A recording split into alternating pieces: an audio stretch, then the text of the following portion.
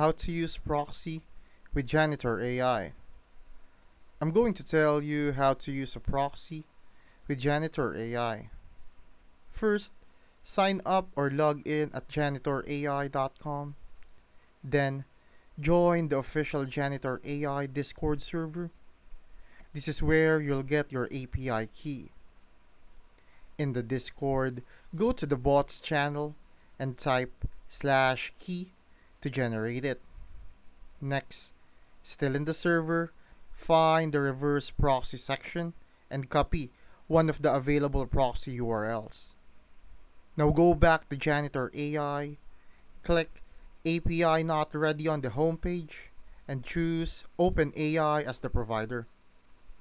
Set the access method to reverse proxy, paste in both the API key and the proxy URL.